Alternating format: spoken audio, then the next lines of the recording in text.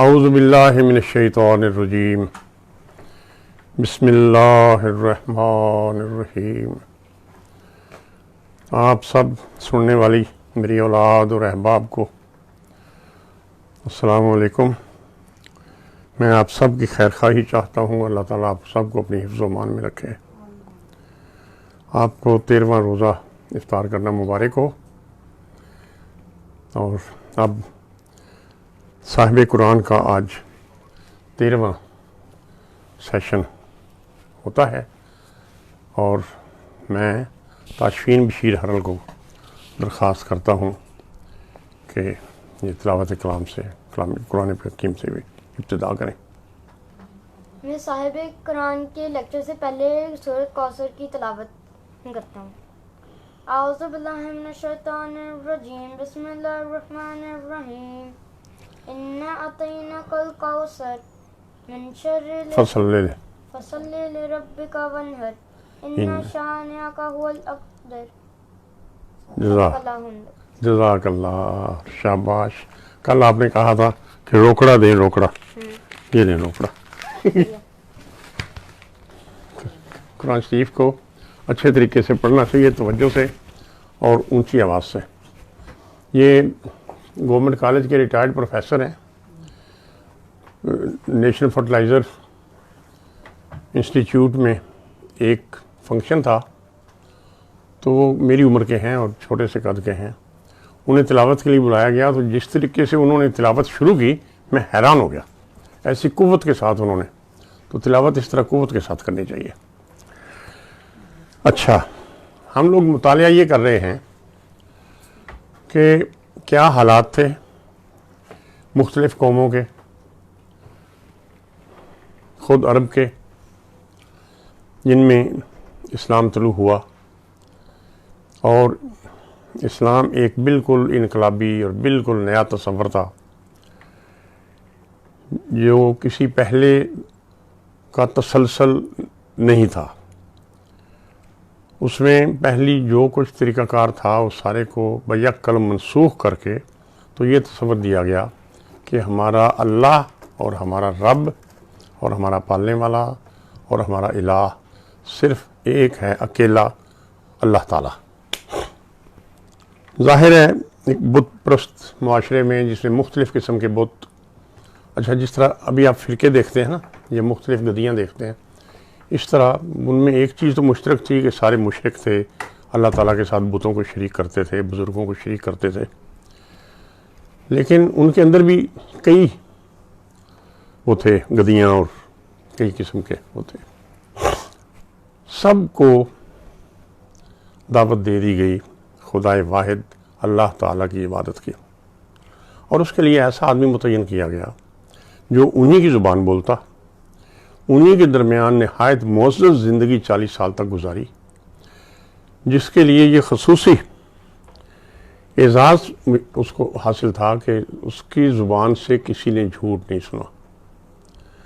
اس کے پاس لوگوں کی امانات ہوتی ہیں، یا مشورہ جب دیتا تو کبھی امانت میں جس نے خیانت نہیں کی۔ 40 سال، it's not a week, it's not an year, it's not a decade، 4 decade انہی میں تجارت کی، لوگوں کے ساتھ شراکت کی، بزنس میں شادی کی، اولاد ہوئی، معاشرتی زندگی گزاری۔ تو بلا شک و شبہ ایک معزز اور بہترین انسان تھے جو منتخب ہوئے۔ ایک چیز اور میں ابتدا میں بتانا چاہتا ہوں کہ ساری مہم اللہ تعالیٰ نے مقرر کیا، اس فرض کو ادا کیا، اور دیکھیے آخری حج والے دن انہوں نے انگلی اٹھا کر کہا کہ سنو، کیا میں نے پیغام پہنچا دیا؟ کیا میں نے پیغام پہنچا دیا؟ کیا میں نے پیغام پہنچا دیا؟ اور 1,24,000 یا 1,40,000 جتنے حجاج اس دن آپ کے ساتھ تھے، سب نے یک زبان کہا جی آپ نے اپنا پیغام پہنچا دیا۔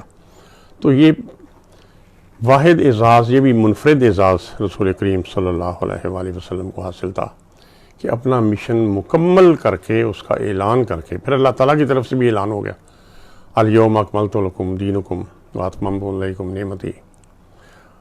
تو یہ اور آگے آیت ہے ورضیت لکم الاسلام دینا۔ تو یہ ایک دن میں نہیں کامیابی ہو گئی، ہم نے دیکھا کہ پہلے 3 سال تک تو اپنی فیملی میں، اپنے دوستوں میں، اپنے واقف کاروں میں جو لوگ قریبی تھے ان کو معاشرے میں علال اعلان اپنا ایک نیا موقف پیش کرنے کی بجائے ان کے ساتھ پردے سے یہ تعلیم و تبلیغ ان کی ہوتی رہی۔ پھر 3 سال کے بعد حکم ہوا کہ خاندان میں اعلان کرو، اس خاندان کے بعد پھر اعلان ہوا کہ اب تم اعلان عام کرو، دعوت دو سب لوگوں کو۔ پھر آپ نے کوئی صفحہ پر چڑھ کر دعوت دی، اور اس وقت بھی بڑی خوبصورت بات ہے۔ میں چاہتا ہوں یہ چیز ہمارے بار بار ذہن نشین ہو کہ آپ نے بات کرنے سے پہلے کہا کہ اگر میں آپ کو کہہ دوں کہ اس پہاڑی کے پیچھے آپ کو تو نظر نہیں آ رہا لیکن ایک بڑا لشکر پیچھے کھڑا ہے آپ پر حملہ کرنے کے لیے، تو کیا آپ میری بات مان لو گے؟ تو سب نے بھی یک زبان کہا کہ جی کیوں نہیں، آپ کی زبان سے سچ کے علاوہ ہم نے کبھی کچھ سنا ہی نہیں۔ وہ شخصیت تھی اللہ کا پیغام پہنچانے والی۔ اور پھر آپ نے کل یا پرسوں پڑھا قرآن شریف کی ایک صورت میں کہ یہ ایک نہایت معزز فرشتے کے ذریعے اللہ تعالیٰ کا کلام ہے جو وہ محمد تک پہنچتا ہے اور ہم تک پہنچاتے ہیں۔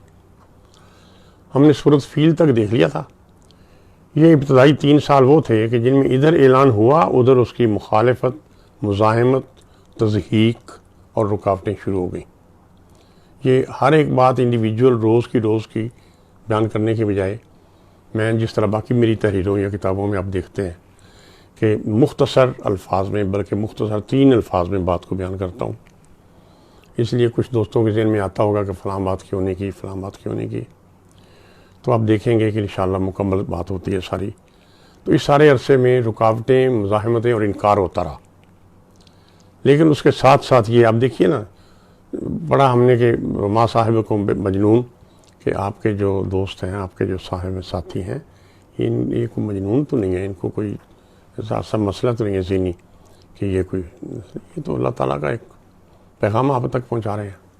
آج ہم پڑھیں گے سورۃ القریش۔ کل سورۃ فیل پڑھی تھی، اس میں کیا تھا کہ ہاتھیوں والے واقعہ یاد کروا کے تو قریش کو یہ کہا جا رہا تھا کہ بھائی دیکھ لو، جس اللہ تعالیٰ نے حفاظت کی تھی اس خانہ کعبہ کی، کس طرح لاؤ لشکر کے ساتھ وہ آیا تھا، کیا اس کی تیاریاں تھیں، اور ہاتھی جو اس علاقے میں کبھی دیکھا ہی نہیں تھا، اور ہاتھی آپ کو پتہ ہے کہ عمارتیں گرانے میں استعمال ہوتا ہے، بہت بڑے بڑے درخت اکھاڑنے میں استعمال ہوتا ہے، اس میں بہت قوت ہوتی ہے، اس میں وہ ٹکر مارتا ہے، دیواریں وہ گئیں، تو وہ لے کے آیا تھا ساتھ۔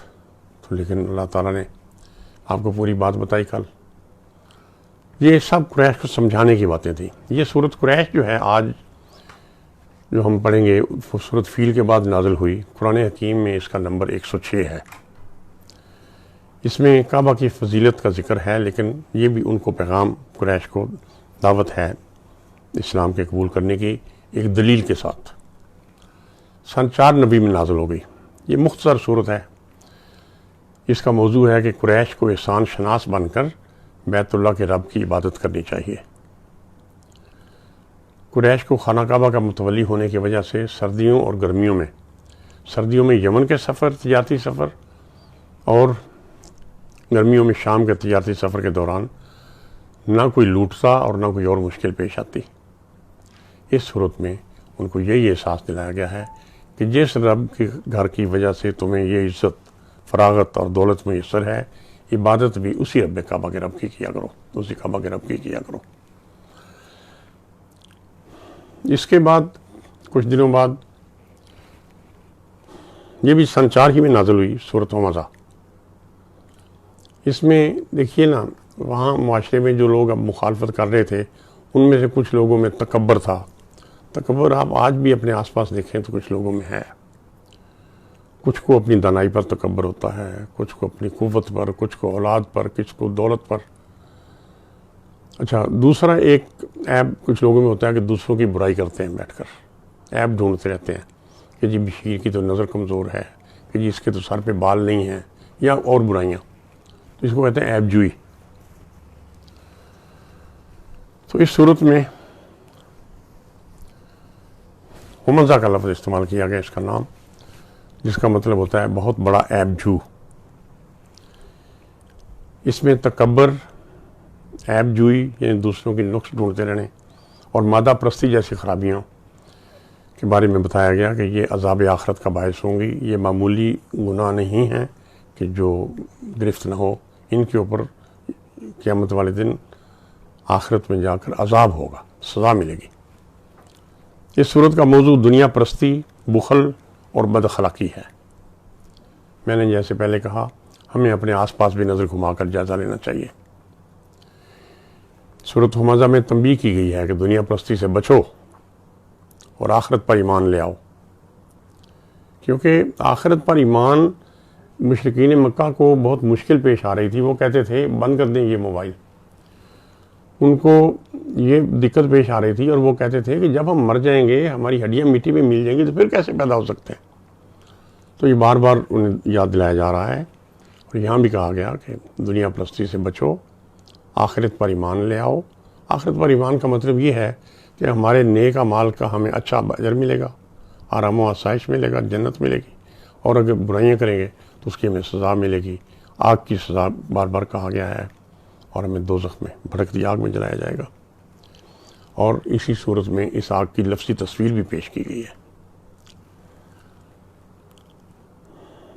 غالباً سن 490 میں ہی سورۃ ملک بھی نازل ہوئی. سورۃ ملک ہمارے بچپن میں کی نام سے ناصر ایک بزرگ تھے ہمارے محلے کے، باکر. تو عشاء کی نماز کے بعد وہ بآواز بلند سورۃ ملک پڑھتے ہوئے، دہراتے ہوئے یا تلاوت کرتے ہوئے وہ گلی میں سے گزرتے تھے. انہیں کہا گیا تھا کہ جتنی بار پڑھو گے اتنی بار یاد بھی ہو جائے گی. اور سورۃ ملک بزرگ یہ کہتے ہیں کہ یہ ایسی صورت ہے کہ جو انسان کو پڑھتے رہنا چاہیے. اس میں اس کا موضوع بھی روز قیامت اور عذاب آخرت کا خوف ہے. بڑی جامع صورت ہے. اس میں دلائل کے ساتھ توحید، رسالت اور آخرت کی دعوت دی گئی ہے. جو مشرکین رسول اللہ کو جھٹلاتے اور آپ کو گمراہ کہتے ہیں، ان کو جواب دیا گیا ہے کہ بہت جلد تمہیں معلوم ہو جائے گا کہ گمراہی میں تم لوگ ان کو جواب دیا گیا ہے جو لوگ رسول اللہ صلی اللہ علیہ وسلم کو جھٹلاتے تھے اور آپ کو گمراہ کہتے تھے، ان کو جواب دیا گیا ہے کہ بہت جلد صورت میں معلوم ہو جائے گا کہ گمراہی میں تم لوگ مبتلا ہو یا رسول اللہ صلی اللہ علیہ وسلم گمراہ ہے. سورۃ ملک میں بتایا گیا ہے کہ زمین و آسمان پر حکم صرف اللہ کا چلتا ہے. زندگی، موت. اچھا، یہ جو نازل ہو رہا کلام، یہ کس لیے نازل ہو رہا ہے؟ کسی کتاب میں لکھ دیا جائے؟ نہیں. قرآن حکیم تقریری تھی. رسول کریم صلی اللہ علیہ وسلم یہ الفاظ اپنے حاضرین کو کہتے تھے، ان کے لیے یہ الفاظ آتے تھے. اللہ تعالیٰ کی طرف سے خطاب ان مشرکین کو ہوتا تھا. انہیں کو کہا جا رہا ہے کہ زمین و آسمان پر حکم صرف اللہ کا چلتا ہے. زندگی، موت، عزت، ذلت، دولت، غریبی سب اسی علیم و خبیر کے ہاتھ میں ہے جسے ذرے ذرے کا علم ہے. اسی نے چلنے پھرنے کے لیے زمین پر راستے بنائے ہیں. ہواؤں میں اڑتے ہوئے پرندوں کو وہی سنبھالے ہوئے ہے اور وہی ہر کسی کو روزی دیتا ہے. قیامت کو نہ ماننے والوں کو بھی ڈرایا گیا ہے کہ تمہارا انتظار جوش مارتی ہوئی دوزخ کر رہی ہے، جو یوں لگے گا کہ غصے کے مارے پھٹ ہی جائے گی. اس طرح جوش مار رہی آگ، دوزخ کی آگ. جب اس عذاب کو قریب سے دیکھو گے تو تمہارے چہرے بگڑ جائیں گے، اور اس وقت تمہیں کہا جائے گا کہ یہ ہے وہ عذاب جو تم مانگتے تھے. اچھا، ان میں نامرادوں میں یہ تھا، اتنا غرور اور تکبر تھا کہ وہ کہتے تھے کہ اچھا جی تم اتنا جس بات سے ڈرا رہے ہو پھر لے آؤ. یہ قوم عاد نے بھی کیا تھا حضرت ہود علیہ السلام کے ساتھ، تو پھر ان پہ وہ آندھی کا عذاب آیا تھا. تو یہ بھی اسی طرح ان کو کہتے تھے کہ اچھا پھر لے آؤ. تو اس میں بتایا گیا سورۃ ملک میں کہ اس وقت تمہیں کہا جائے گا کہ یہ ہے وہ عذاب جو تم مانگتے تھے. منکرین آخرت کو تاریخ سے بھی عبرت دلائی گئی ہے، تاریخی مثالیں دے دے کر، اور فرمایا گیا ہے کہ اللہ نے ہی انسانوں کو زمین پر پھیلایا ہے اور وہ ہی ان کو قیامت کے دن جمع کرے گا. میرا کام یعنی رسول اللہ صلی اللہ علیہ وآلہ وسلم کا کام قیامت کا وقت بتانا نہیں، بلکہ تمہیں اس آفت سے خبردار کرنا ہے.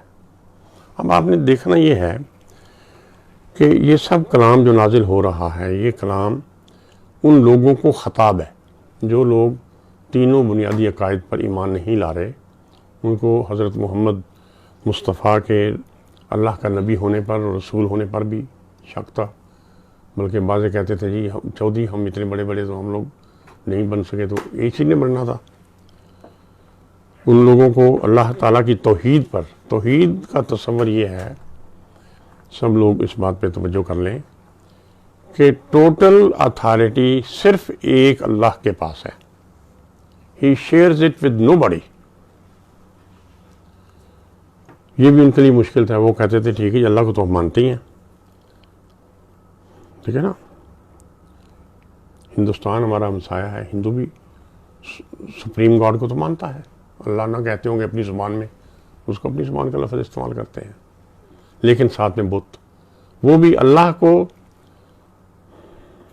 سب سے بڑا سپریم گاڈ مانتے تھے عرب، لیکن ساتھ میں وہ رکھتے تھے۔ تو رسول اللہ صلی اللہ علیہ وسلم سارا بتا کے تو کہتے ہیں کہ میرا کام قیامت کا وقت بتا۔ اچھا کہ بھی کہتے تھے کہ قیامت کب آئے گی، یہ تم روز ہمیں ڈراتے ہو، بتا تو دو کب آئے گی۔ تو آپ اس میں کہا گیا کہ میرا کام قیامت کا وقت بتانا نہیں ہے، بلکہ تمہیں صافت سے خبردار کرنا ہے۔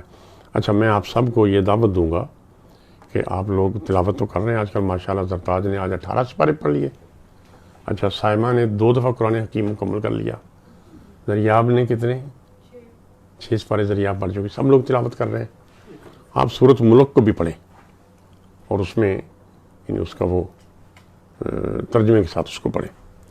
ایک بات میں نے یہاں اور کہنی ہے کہ کچھ سامعین، میں ان کا بائی نیم بھی شکریہ ادا کرنا چاہتا ہوں، بہت سے دوست کمنٹس کر رہے ہیں، کچھ مجھے ڈائریکٹ میسیجز کر رہے ہیں، ان میں سے جی سی یونیورسٹی، ویمنز یونیورسٹی کی بزنس ایڈمنسٹریشن کی پروفیسر صاحبہ کا بھی میں شکر گزار ہوں، اور لاہور کے میرے دوست میاں صاحب جو مجھے اچھی طرح روزانہ اپنی رائے سے آگاہ کرتے ہیں، ان کا بھی، اور بالخصوص پروفیسر محمد رمضان صاحب کا۔ آپ کے محبت بھرے الفاظ نے میری بہت حوصلہ افزائی کی ہے، بس دعا کریں کہ اللہ تعالیٰ یہ کام مکمل کرے، اس کو نیتوں کا علم ہے۔ ایک بات یہ ہے کہ میرا تلفظ کچھ میری نقاہت قدرتی ہے، میری عمر کی وجہ سے اور میرے جو آواز ہیں ان کی وجہ سے میری آواز میں وہ توانائی نہیں ہے۔ ایک دوست نے کہا ہے کہ آواز ذرا اپنی مضبوط کریں، اونچی کیا کریں، میں کوشش کرتا ہوں جتنی اچھی آواز میں بول سکوں۔ دوسرا یہ کہ تلفظ پہ زیادہ توجہ نہ دیں، جب کچھ دانت منصوبی ہوتے ہیں، کچھ اپنے ہوتے ہیں، تو کچھ الفاظ یا یعنی ہر بندے کا ایک طرح سے نہیں منہ سے نکلتا۔ اچھا اس کے بعد اسی سن 490 میں یا ممکن ہے 590 میں سورۃ نبا نازل ہوئی، اس میں بھی قیامت اور امکان آخرت کا مضمون ہے۔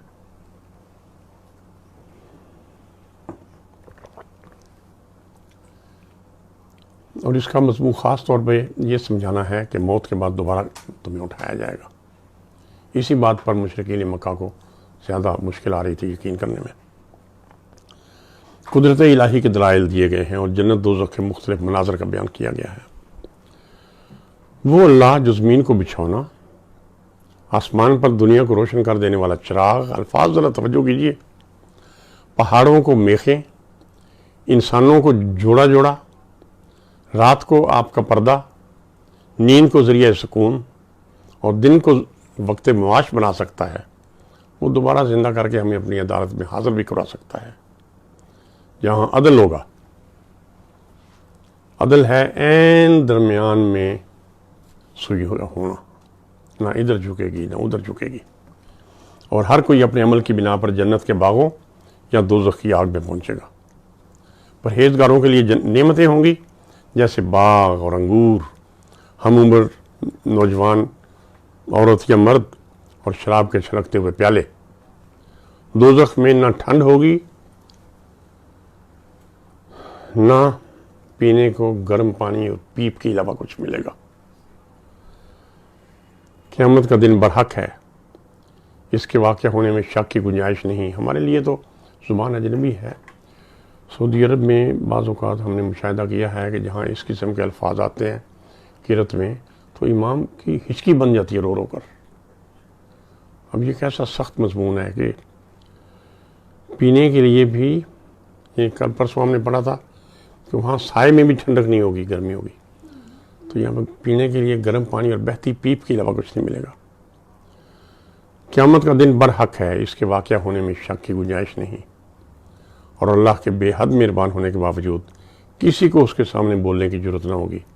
یہ خطاب ہے مکہ کے مشرکوں سے، ان کو سمجھانے کی دلائل ہیں، اور فیصلہ سن کر یہ کافر کہہ اٹھیں گے اے کاش میں بے جان مٹی ہوتا، مجھے جواب نہ دینا پڑتا. انہی دنوں میں 4 ہجری کے آخر میں یا 5 ہجری میں سورۃ النازعات نازل ہوئی قرآن حکیم میں، جس کا نمبر 79 ہے. تو تکبر کی بجائے خشیت کی ہدایت اس میں کی گئی.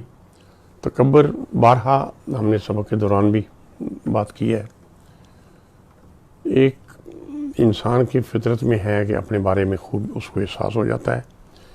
یہ بہت ہی ناپسندیدہ، اور اس کے بارے میں واضح طور پہ کہا گیا کہ اس پر عذاب ملے گا. اور اس صورت میں بھی بیسک مضمون یہ ہے کہ اپنے اندر خدا خوفی پیدا کریں، تکبر نہ کریں.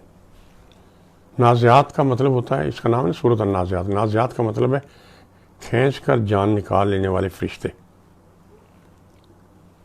اس لیے کسی لڑکی کا نام نازیہ ہو تو کبھی نازیہ نہیں کہنا. کسی آپ کی فرینڈ کا ہو تو. اس موضوع موت کے بعد، اس صورت کا موضوع موت کے بعد دوبارہ اٹھایا جانا ہے. عقیدہ کہا گیا ہے کہ عقیدہ آخرت کو تسلیم کرو، اور اس صورت میں بھی قیامت کا ذکر ہے. اس دن ان چٹلانے والوں کے جو یہاں فرعون بنے بیٹھے ہیں اور رسول اللہ صلی اللہ علیہ وسلم کا پیغام توحید نہیں تسلیم کر رہے، اس روز ان کے دل دھڑک رہے ہوں گے، اور خوف و ندامت کی وجہ سے ان کے چہرے جھکے ہوئے ہوں گے. کفار کے اس اعتراض کا کہ یہ تو بس پرانے لوگوں کے قصے کہانیاں ہیں. اچھا یہ بھی کہتے تھے نا، جیسا میں نے کہا کہ اب ہم ایک ایک دن کی ڈائری نہیں سنا رہے، لیکن ان صورتوں سے بھی آپ کو اندازہ ہو رہا ہے کہ رسول اللہ پاک جب تبلیغ کرتے تو کوئی جواب دیتا، کسی بھی سے انکار کرتا. یہ بہت لوگ کہنے لگ گئے تھے کہ یہ جی سٹوریز سناتے ہیں پرانوں کی، پہلے بھی لوگ سناتے رہتے ہیں سٹوریاں. تو ان کا جواب یہ ہے کہ نہیں، بلکہ ان لوگوں کے برے اعمال کی وجہ سے ان کے دلوں پر زنگ لگ گیا ہے. روز قیامت یہ لوگ اپنے رب کے دیدار سے محروم رکھے جائیں گے. دیکھیے ہم مسلمان سب سے بڑا انعام کس کا انتظار کر رہے ہیں؟ ایک تو ہے پہلا انعام کہ جنت میں جائیں، دوزخ میں نہ جائیں، اور اس کے بعد سب سے بڑا گفٹ جو ہمیں ملنے والا ہے وہ ہے لقاء الہی، اللہ تعالیٰ سے ملاقات، اللہ تعالیٰ کی زیارت. ابھی تو ہمیں پتہ ہی نہیں.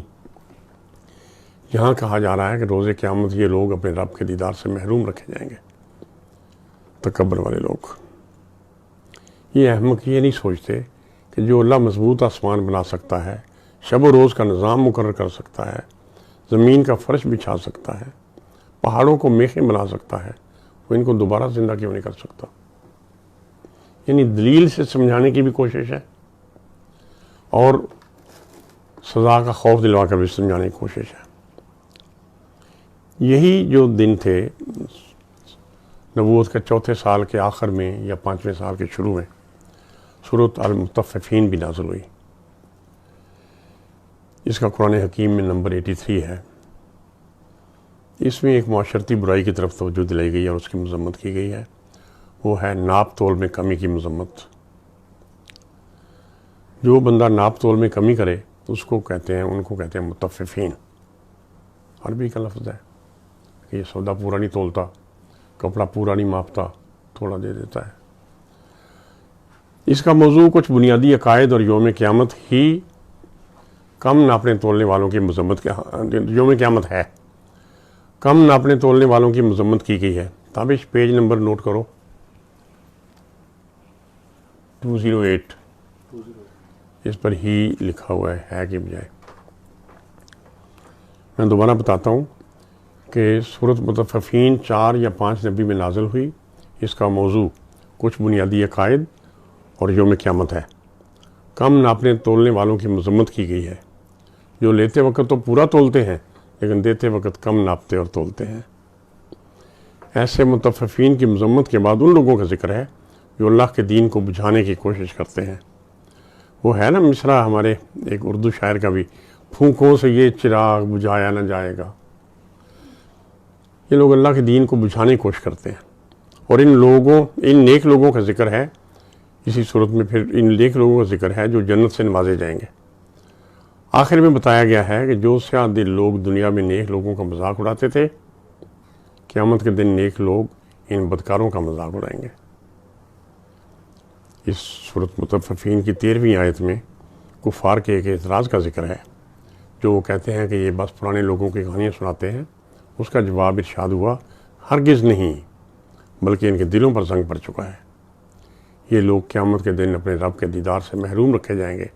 اب جو ان صورتوں کے مضمون سے ساتھ ساتھ ہمیں یہ بھی سمجھ آ رہا ہے کہ لوگوں کا ری ایکشن کیا تھا، کس قسم کے اعتراضات یا بہانے کرتے تھے بات نہ ماننے کے لیے۔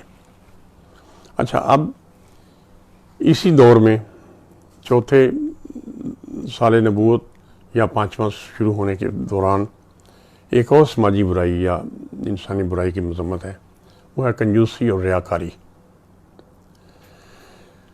سورۃ الماعون قرآن حکیم میں اس کا نمبر 107 ہے۔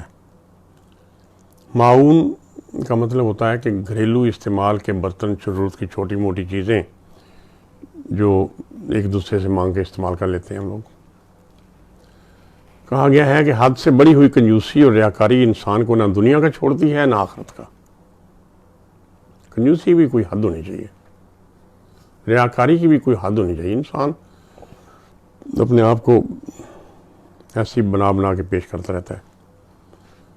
کنجوسی کو تکبر کی طرح ایک بہت بری برائی گردانا گیا ہے۔ اس سورہ مبارکہ میں ایسے تنگ دل لوگوں کا ذکر ہے جو یتیموں کا حق کھا جاتے ہیں اور ان کے ساتھ سختی سے پیش آتے ہیں، جو غریبوں مسکینوں کو نہ تو خود کھانے کو کچھ دیتے ہیں نہ معاشرہ میں ایسا رواج ڈالنے دیتے ہیں۔ اس کے بعد ان منافقوں کے لیے بھی تباہی کی وعید ہے جو نماز سے غفلت برتتے ہیں۔ ہم عن صلاتہم ساہون ہے نا۔ اس کے بعد ان منافقوں کے لیے بھی تباہی کی وعید ہے جو نماز سے غفلت برتتے ہیں، اور اگر پڑھتے بھی ہیں تو لوگوں کو دکھانے کے لیے، اور روزمرہ ضرورت کی چھوٹی موٹی چیز بھی مانگنے پر ایک دوسرے کو استعمال کے لیے دینے پر ان کا حوصلہ نہیں پڑتا، گریز کرتے ہیں اور بخل سے کام لیتے ہیں۔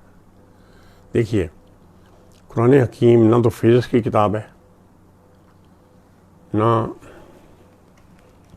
فلکیات کی کتاب ہے، نہ میتھمیٹکس کی کتاب ہے۔ یہ انسانی زندگی کی اخلاقی تربیت کی کتاب ہے۔ چھوٹے سے چھوٹا خامی اگر ہے تو اس کی طرف بھی توجہ دلائیے، اگر برے عیب ہیں تو ان کی طرف بھی توجہ دلائیے۔ انہی دنوں میں سورۃ تکاثر نازل ہوئی۔ التکاثر اس کا قرآن حکیم میں 102 نمبر ہے۔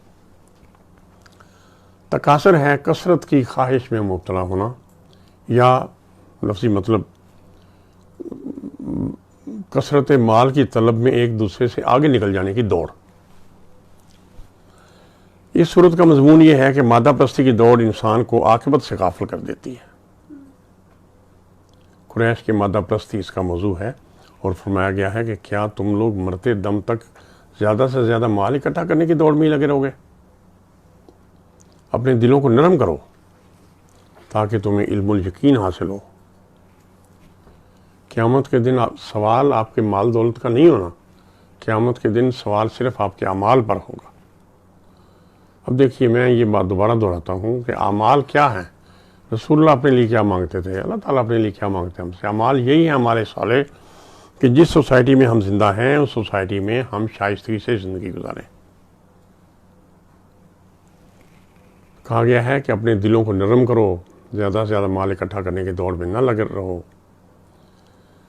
قیامت کے دن صرف تمہارے اعمال پر سوال ہوگا، اور جہنم دیکھنے کے بعد تمہیں عین الیقین حاصل ہوگا جسے تم آج مان نہیں رہے۔ اور اسی طرح انہی دنوں میں یعنی یہ وہ پیریڈ ہے کہ جب اعلان نبوت کیا وہ 4 سال شروع ہوا تھا، جب کھلم کھلا اعلان کیا، اور سن 5 ہجری کے درمیان تک ایسی نوبت آ گئی کہ زیادہ تر مسلمانوں کو مکہ چھوڑ کر حبشہ میں چلا جانا پڑا. انہوں نے اتنا تنگ کرنا شروع کر دیا، جیسا کہ ان آیات سے میں صورتوں سے معلوم ہوتا ہے، مضامین سے.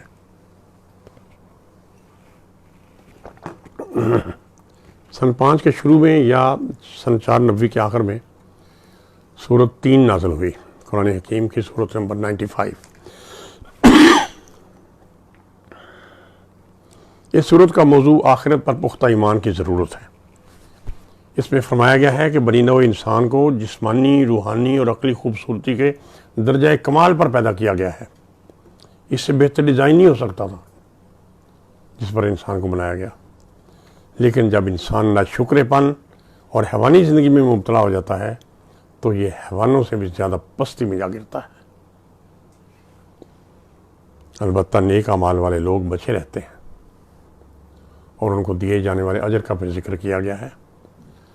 پھر دلیل ایک دی گئی ہے کہ وہ اللہ جو پانی کے ایک قطرے سے ایسا خوبصورت انسان پیدا کر سکتا ہے وہ دوبارہ بھی پیدا کر سکتا ہے. یہ مسئلہ تھا مشرکین مکہ کا کہ جی ہمیں دوبارہ کیسے زندہ کریں گے. یہاں بھی دلیل دی گئی ہے. اور جزا اور سزا کے تصور کو عقل انسانی تسلیم کرتی ہے. تو آپ لوگ پڑھتے ہو تو آپ کو پتہ ہوتا ہے کہ اب ایسا پڑھیں کہ سال کے بعد اچھا ہمارا رزلٹ نکلے. پھر یہی وہ دور تھا 4تھے سال کے آخر میں اور 5ویں سال کے شروع میں کنی دنوں میں ایک صورت نازل ہوئی جب دشمن کا شر، دشمن کی شرارتیں، دشمن کا نقصان پہنچانے کے ارادے واضح طور پر نظر آنے لگے اور مسلمانوں کے لیے ہے تاشفین. جب مسلمانوں کے لیے مکہ میں زندگی مشکل ہو گئی تو اس وقت پھر دشمن کے شر سے اللہ کی پناہ مانگنے کے لیے ہدایت کی گئی. سورت فلق نازل ہوئی. قرآن حکیم میں اس کا نمبر 113 ہے، لیکن یہ نازل شروع میں ہو گئی تھی سن 490 یا 590 کے شروع میں. فے لام قاف 2 نقطے والا، اس کا مطلب ہے صبح کا وقت. اس صورت کا موضوع حفاظت اور ہر مدد کے لیے صرف اللہ تعالیٰ کی پناہ طلب کرنے کی ہدایت ہے. اس صورت میں لوگوں اور مخلوقات کے شر سے، رات کے شر سے، دیکھیے رات کو اندھیرا ہوتا ہے، چور چوریاں کرتے ہیں، درندے شہروں میں آ جاتے ہیں، مجرم جرائم کرتے ہیں، تو وہ رات کے شر ہیں. مخلوقات کے شر سے، رات کے شر سے، جادو کے شر سے اور حاسدوں کے شر سے. حسد بھی ایک بہت بڑی انرجی کے طور پہ یعنی تسلیم کیا گیا ہے، اور اس سے اللہ تعالیٰ نے ہمیں فرمایا ہے کہ میری پناہ مانگو کہ حاسدوں کے حسد سے بھی محفوظ رہو. ان سب شر سے محفوظ رہنے کے لیے اللہ کے دامن میں پناہ لینے کی ہدایت ہے، کیونکہ ہر قسم کے شر سے محفوظ رکھنے والی ذات صرف ذات باری تعالیٰ ہے. سورۃ فلق کے فوراً بعد یا اس کے متصل ہی انہی دنوں میں سورۃ والناس نازل ہوئی.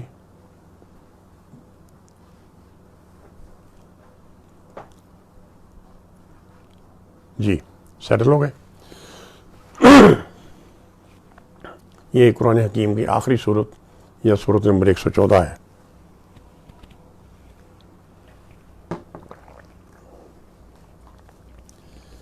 الناس سے مراد ہے بنی نوع انسان. اس کے ایک اور معنی بھی آئے ہیں، یعنی ہر لفظ کے کئی معنی ہوتے ہیں لیکن یہ سب سے زیادہ موضوع ہے نا، بنی نوع انسان ہے. سن 4 کے آخر میں یا سن 590 میں نازل ہوئی. سورۃ الناس کا موضوع جادو ٹونے، وسوسوں اور وہم کی صورت میں صرف اللہ کی پناہ مانگنے کی ہدایت ہے.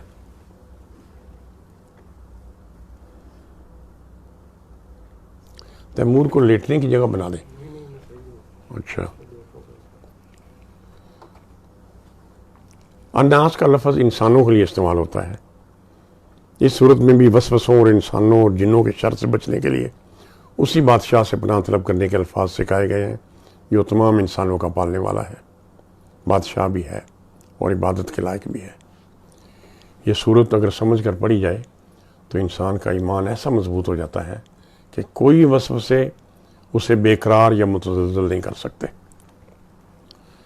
یہ جو 2 صورتیں ہیں جو یکے بعد دیگرے نازل ہوئیں، سورۃ فلق اور سورۃ الناس، ان کو معوذتین کہتے ہیں، یعنی 2 معوذ۔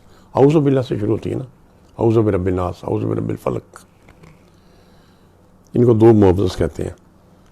رسول اللہ صلی اللہ علیہ وآلہ وسلم کی عادت تھی کہ رات کو سونے سے پہلے یہ دونوں صورتیں پڑھ کر اپنے دونوں ہاتھوں پر پھونکتے اور جسم پر جہاں تک ہاتھ جا سکتا پھیرتے۔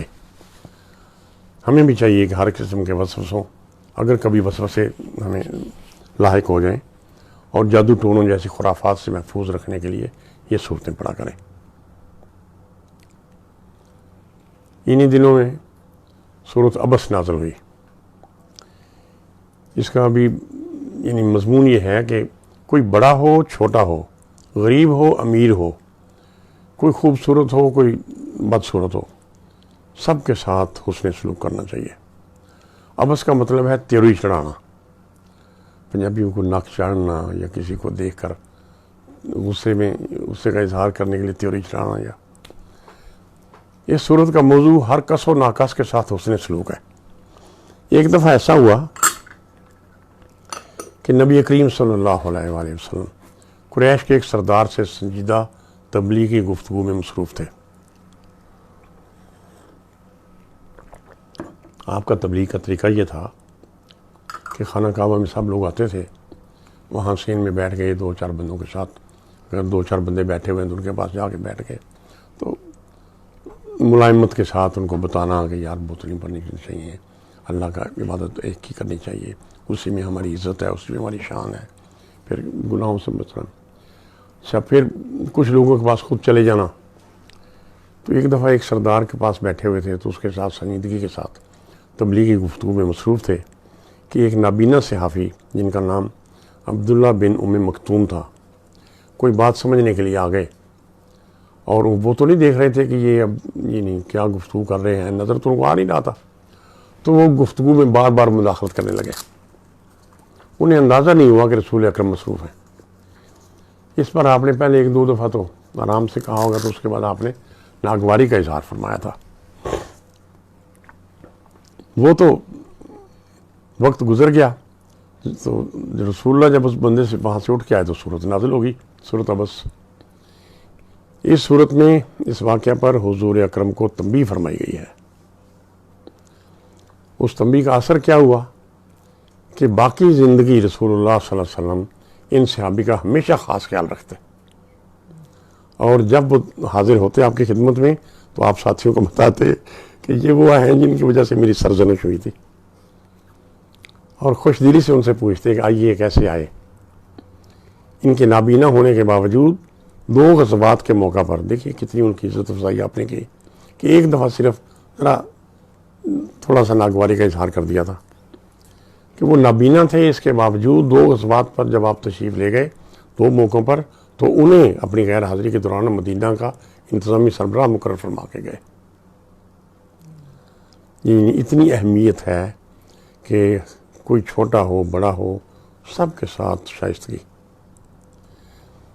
اگلی آیات میں اللہ کی قدرت اور قیامت کے اس دن کی منظر کشی کی گئی ہے جس دن کوئی کسی رشتہ کو نہیں پہچانے گا، نفسا نفسی کا علم ہوگا، عالم ہوگا، اور ہر ایک کو اپنا اپنا غم کھائے جا رہا ہوگا، کچھ چہروں پر چمک اور کچھ پر تاریکی چھائی ہوگی۔ اچھا دیکھیے، گفتگو کے دوران سلپ آف ٹنگ کہتے ہیں اس کو۔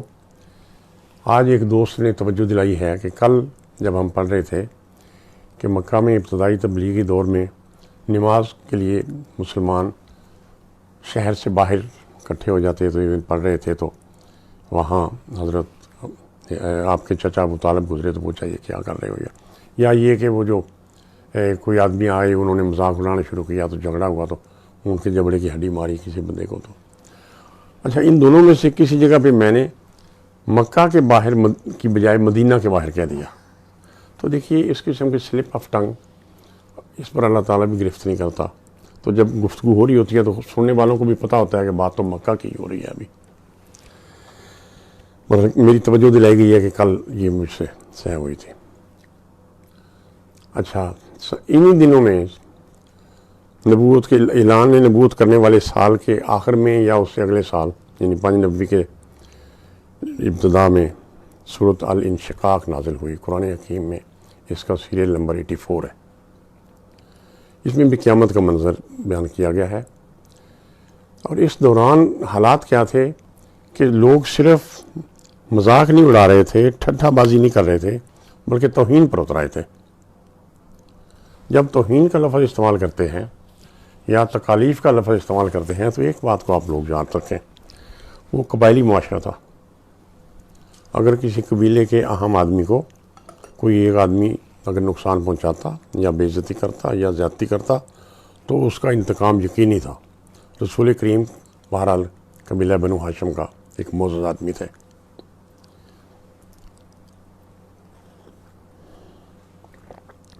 جو تکالیف، جو توہین، جو ٹھٹھا بازی ہوتی وہ ان مسلمانوں کی ہوتی جن کے مضبوط قبائل نہیں تھے یا جو مالی طور پہ کمزور تھے یا جس طرح، بہرحال لیکن تھے تو مسلمان۔ لا الہ الا اللہ محمد رسول اللہ، یہ دو اعلان کر دینے کے بعد نہ کوئی مصلی رہ جاتا ہے، نہ کوئی سید رہ جاتا ہے، نہ کوئی خان صاحب رہ جاتے ہیں، نہ کوئی چودھری صاحب رہ جاتے ہیں، سب مسلمان ہیں، سب کے برابر حقوق ہو جاتے ہیں۔ سورت نمبر 84 میں الانشقاق میں یعنی یہ جب نازل ہوئی تو وہ دور تھا جس وقت بہت زیادہ استہزاء، تمسخر اور توہین پہ اتر آئے تھے کفار مکہ۔ شک ہونے یا پھٹ جانے کو انشقاق کہتے ہیں۔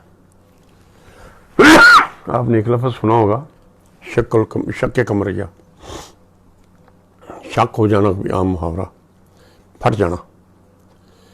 اس صورت کا موضوع یہ ہے کہ اچھے اعمال کرنے سے اعمال نامہ سیدھے ہاتھ میں اور آپ کے دائیں ہاتھ میں ملنے کا امکان ہے۔ اس صورت میں بھی قیامت کے احوال بیان ہوئے کہ کس طرح زمین پھٹ کر تباہ ہو جائے گی، ہر چیز تلپٹ ہو جائے گی، اور تمام لوگوں کا حساب کر کے 2 گروہوں میں تقسیم کر دیا جائے گا۔ کافروں کو اعمال نامے پیٹھ پیچھے سے پکڑائے جائیں گے، پیٹھ پیچھے سے، جبکہ پہلے بتایا گیا ہے کہ نیکوں کو ان کے دائیں ہاتھ میں پکڑائے جائیں گے۔ پھر 3 قسمیں کھا کر بتایا گیا ہے۔ دیکھیے وہاں کا ایک معاشرتی یہ رواج تھا کہ قسم کھا کر بات کی جاتی تو وہ کسی بات کی اہمیت کو پر زور دینے کے لیے کھائی جاتی۔ 3 قسمیں کھا کر بتایا گیا ہے کہ یقیناً تمہاری حالت تبدیل ہوتی جائے گی اور ہر مرحلہ پہلے مرحلہ سے سخت ہوگا۔ البتہ جو لوگ ایمان لا کر نیک اعمال کریں گے ان کے اعمال نامے دائیں ہاتھ میں پکڑائے جائیں گے اور وہ خوش ہو جائیں گے۔ انہی دنوں میں نبوت کے 4تھے سال کے آخر میں یا 5ویں کے شروع میں تاشفین کی پسندیدہ صورت نازل ہوئی، سورۃ الکوثر۔ قرآن حکیم میں اس کا نمبر 108 ہے۔ اس صورت میں دشمن کی رسوائی کی نوید ہے۔ کوثر ایک جامع لفظ ہے۔ ایک حوض کوثر کا لفظ بھی ہم ایسے محاورے میں سنتے ہیں گفتگو میں۔ کوثر ایک جامع لفظ ہے جس میں ہر قسم کی نعمتیں اور خیر کثیر شامل ہے۔ اس مبارک صورت میں اسلام کے بالکل اسی ابتدائی دور میں عظیم کامیابی اور تمام نعمتوں کی بشارت دے دی گئی،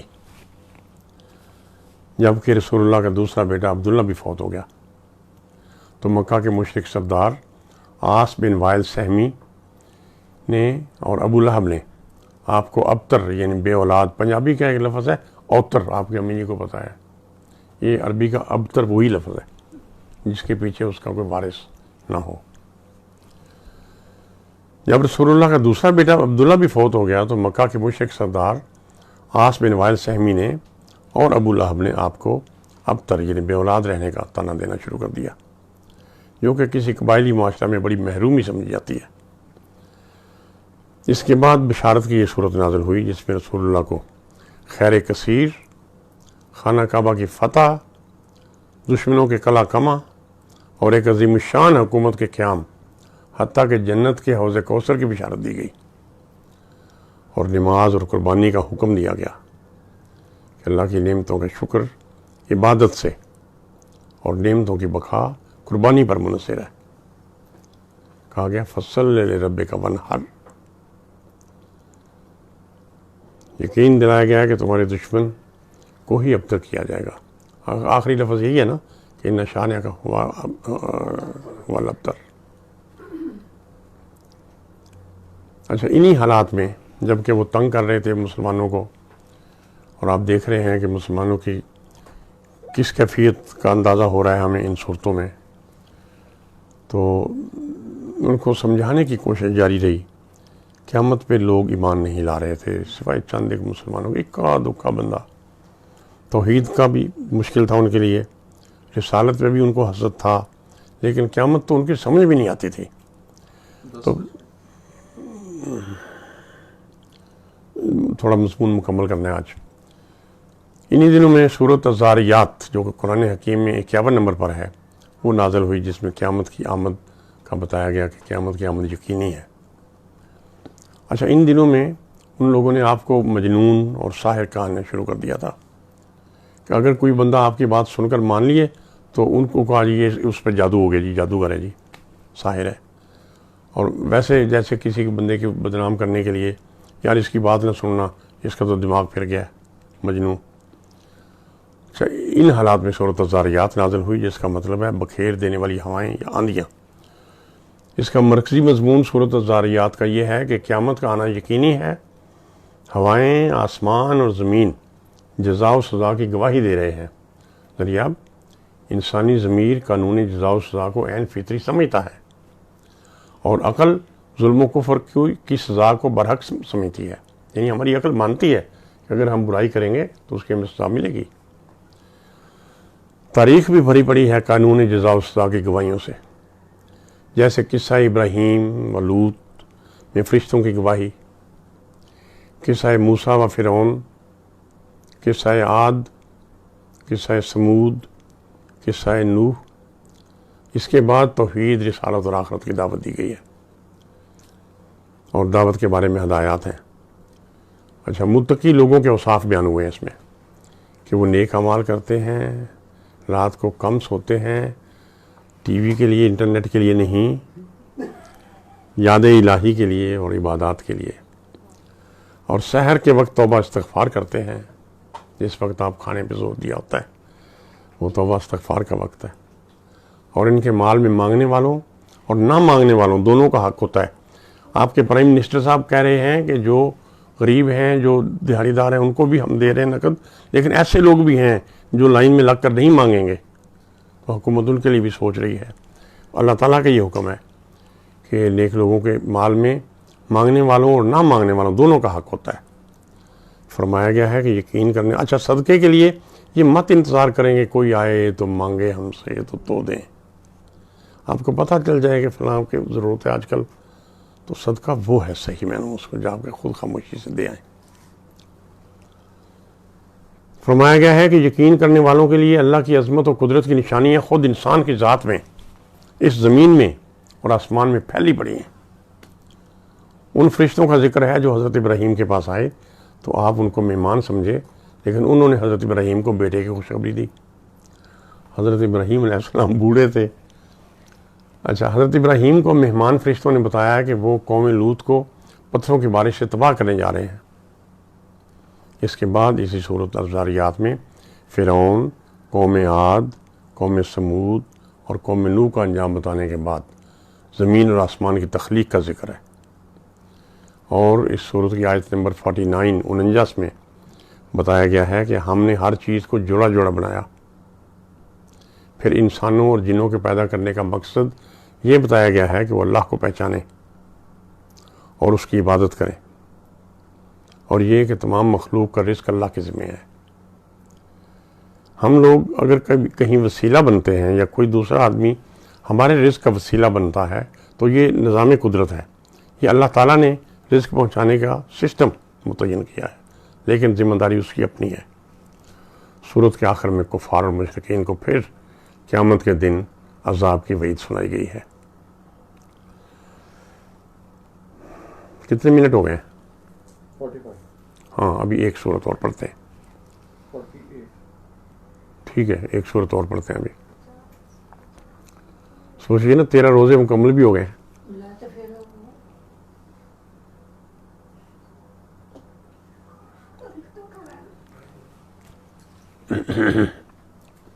یہ وہ دور ہم مطالعہ کر رہے ہیں کہ جس سال میں آپ نے اعلان نبوت کیا مخالفت شروع ہوئی، بتدریج بڑھتی چلی گئی، اور میں آپ کو بتایا کہ اتنی بڑھتی چلی گئی کہ 1.5 سال کے اندر سن 5 کے بس تک اکثریت جو اس وقت مسلمان ہو چکی تھی ان کو ملک چھوڑ کر دوسرے ملک میں جانا پڑ گیا، حبشہ کے لیے ہجرت کرنی پڑ گئی. یہ اس پیریڈ میں بتدریج آپ دیکھ رہے ہیں کہ ان کا کیا سلوک تھا، رویہ تھا، اور اللہ تعالیٰ کیا فرماتا جا رہا ہے ان کے لیے. اسی پیریڈ میں سورۃ سبا نازل ہوئی جو قرآن حکیم میں 34ویں نمبر پر ہے. سبا ایک بہت بڑی قوم تھی یمن کی، سعودی عرب یعنی عرب کا جنوبی حصہ جو ہے وہ یمن ہے، وہاں پر بھی بہت بڑی قوم ہو گزری ہے، قوم سبا. یمن کی قوم سبا سے منسوب ہے یہ صورت. اس میں جنوں اور فرشتوں کی عبادت ترک کرنے کا حکم ہے. لوگ کرتے تھے جنوں کی پوجا، جنوں کے نام کے قربانیاں دیتے تھے، فرشتوں کو بھی عبادت کے قابل سمجھتے تھے. اور قوم سبا کے انجام سے ڈرا کر توحید کی دعوت دی گئی ہے. توحید، حضرت محمد مصطفیٰ صلی اللہ علیہ وسلم کی رسالت اور قیامت پر اعتراضات کا دلائل، یہ 3 بنیادی عقائد تھے. ان پر اعتراضات کا دلائل سے جواب دیا گیا ہے صورت میں، سورۃ سبا میں، اور کہا گیا ہے شک میں پڑنے سے بچو اور اسلام قبول کر لو. سورۃ سبا میں توحید، رسالت اور آخرت پر اعتراضات کا مدلل جواب ہے. شروع میں اللہ کی صفات اور صفات توحید بیان ہوئی، پھر تصور آخرت پر اعتراضات کے ذکر کے بعد حضرت داؤد علیہ السلام اور حضرت سلیمان علیہ السلام کے شکر کا ذکر ہے. اس کے بعد قوم سبا کی ناشکری اور آخرت سے انکار کا بیان ہے. پھر توحید و رسالت کے دلائل ہیں اور شرک کی تردید ہے. پھر رسول اکرم صلی اللہ علیہ وسلم پر اعتراضات کے جواب ہیں. آپ یہاں سے یہ سمجھیے کہ رسول کریم پر بھی اعتراض کیے جا رہے تھے، توحید کی بھی مخالفت کی جا رہی تھی، آخرت کا بھی انکار کیا جا رہا تھا. تو ان سب باتوں کے دلائل دیے جا رہے ہیں اور قوم سبا سے مثالیں دے دے گئے اور قیامت کی سختیوں سے ڈرایا گیا ہے. حضرت داؤد علیہ السلام اور حضرت سلیمان علیہ السلام پر اور قوم سبا پر اللہ تعالیٰ نے جو نعمتیں عطا کی تھیں ان کا ذکر کر کے دونوں کا موازنہ کیا گیا ہے.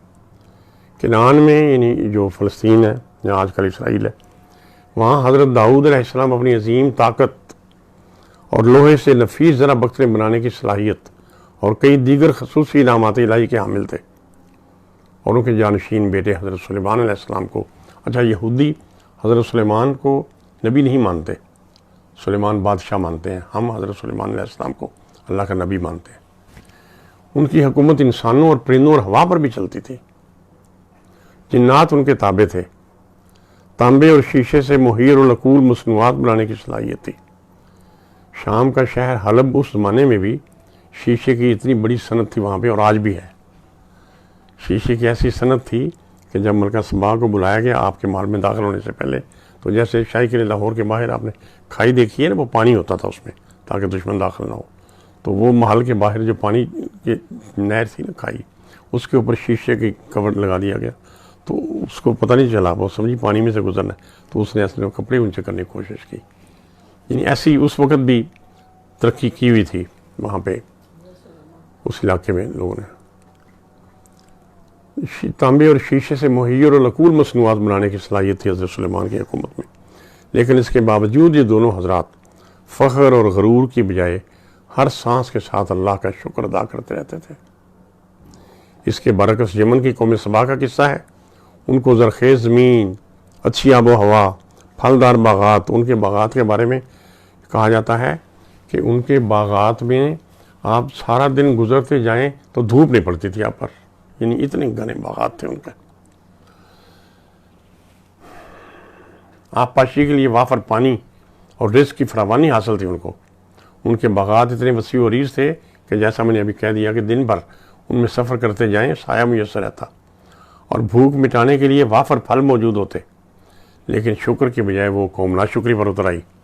تو وہی ڈیم صد عربی میں ڈیم کو کہتے ہیں، وہی ڈیم سد معرب جس پر ان کی زرخیزی اور خوشحالی کا دار و مدار تھا یکا یک ایسے ٹوٹا کہ باغات، بستیاں، پھل پھول، عمارات سب کچھ تباہ ہو گیا، اور اہل سبا کا ذکر صرف کہانیوں میں باقی رہ گیا۔ یہ پہاڑوں میں ڈیم بنایا گیا تھا، سارا پانی اوپر روکتے تھے اور اس کے بعد اپنی مرضی سے جس طرح ڈیم سے لیتے ہیں ضرورت کا پانی۔ اسی طرح مشرکین مکہ کی سرکشی اور کفر کی ایک بنیادی وجہ ان کی معاشی خوشحالی بھی تھی۔ انہیں اس پر غرور تھا اور ان کا یہ عجیب تصور تھا کہ یہ قریش کی بات ہو رہی ہے کہ ہمارے پاس اتنا مال اور اتنی اولاد ہے کہ ہمیں عذاب نہیں دیا جا سکتا، اور اگر آخرت ہے بھی تو وہاں بھی ہمیں ایسی خوشحالی میسر ہوگی، ہمارے ساتھ ہمارے حالات ایسے ہی ہوں گے ادھر بھی۔ لیکن اللہ تعالیٰ نے فرمایا کہ اللہ جسے چاہے کشادگی دے، جسے چاہے تنگی۔ یہ لوگ آخرت میں ایمان قبول کرنا چاہیں گے لیکن اس وقت یہ خواہش پوری نہ ہوگی، یہ ایمان سے محروم ہی رہیں گے۔ استغفر اللہ ربی من کل ذنب واتوب الیہ۔ دعا کروائیں، یتیق آپ دعا کروائیں۔ اللهم صل على محمد وعلى آل محمد كما صليت على إبراهيم وعلى آل إبراهيم إنك حميد مجيد اللهم بارك على محمد وعلى آل محمد كما باركت على إبراهيم وعلى آل إبراهيم إنك حميد مجيد ربنا ظلمنا أنفسنا وإن لم تغفر لنا وترحمنا لنكونن من الخاسرين رب اغفر وارحم وأنت خير الراحمين آمین يا حي يا قيوم برحمتك أستغيث آمين آمین برحمتک یا رب العالمین۔